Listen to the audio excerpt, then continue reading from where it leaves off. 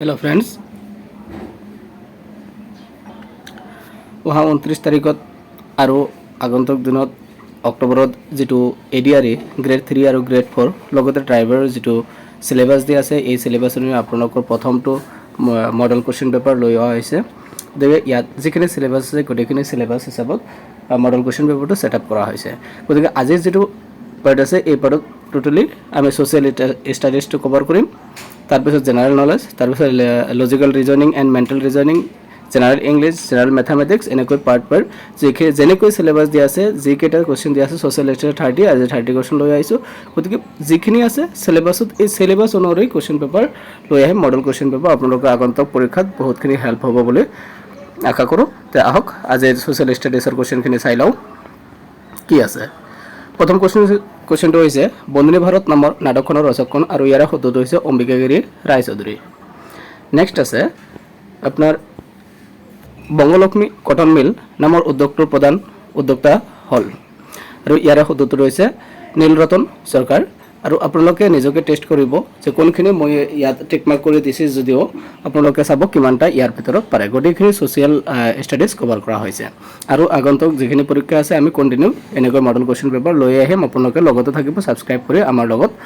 থাকিব model question paper অনকলে পোৱাৰ কাৰণে স্বদেশী আন্দোলনৰ সময়ত স্বদেশী আন্দোলনৰ প্ৰধান অংগ কোনটো হয় চাওক এনেকুৱা ধৰণৰ কোশ্চেন আহিব পাৰে আৰু ইয়াৰ সদুৰ স্বদেশী বয়কট আৰু জাতীয় শিক্ষা এইকেইটা। नेक्स्ट क्वेश्चन नम्बर 4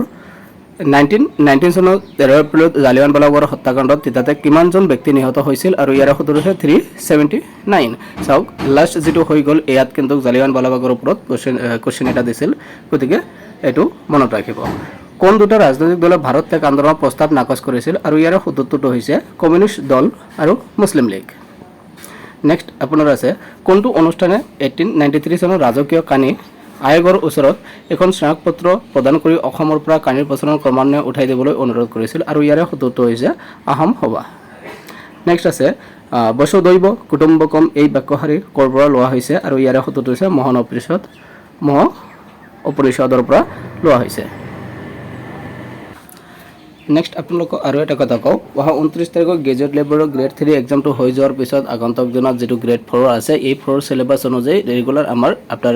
29 सेप्टेम्बर आम रेगुलर भिडिओ आपलोड कर থাকিম গতিকে আপোনালোকে লগতে থাকি গ্ৰেড 4 প্ৰিপাৰেচন আমাৰ চেনেলৰ পৰা কৰিব পাৰিব।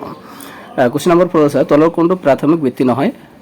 চাওক আৰু ইয়াৰ সদুৰটো হৈছে বেংক বা অন্য বিত্তীয় অনুষ্ঠান আৰু আপোনালোকক কওঁ যিখিনি সোশ্যাল স্টাডিজৰ যিমানখিনি কোশ্চেন সেটআপ ইয়াত লোৱা হৈছে আৰু আগন্তুক লৈ আহিম গোটেইখিনি কিন্তু ক্লাস 6 to 10 লেভেলৰ যেটো সোশ্যাল সায়েন্স এই কিতাপৰ পৰা ইয়াত উঠোৱা হৈছে আৰু এই কিতাপৰ সামাৰী হিচাপত ইয়াত লোৱা হৈছে। क्वेश्चन नम्बर 9 তলৰ গেজবোৰৰ ভিতৰত কোনটো গোলকীয় উত্তাপ বৃদ্ধিৰ বাবে দায়ী নহয় আৰু ইয়াৰ সদুৰটো হৈছে ওজন। নেক্সট আছে ফকলেণ্ড দ্বীপটো কোনখন মহাসাগৰত অৱস্থিত আছে আৰু ইয়াৰ সদুৰটো হৈছে আটলান্টিক মহাসাগৰ। তাৰ লগতে 11 নম্বৰ কোশ্চেনত আছে এতিয়ালৈকে ভাৰতৰ সংবিধানৰ প্ৰস্তাৱনা কিমানবাৰ সংশোধন কৰা হৈছে আৰু ইয়াৰ সদুৰটো হৈছে এবাৰ। ফৰ্ট উইলিয়াম কি ফৰ্ট উইলিয়াম হৈছে বাণিজ্যিক কেন্দ্ৰস্থল আৰু ৰাজ্যপাল হল ৰাজ্যৰ মুৰব্বী আৰু ইয়াৰ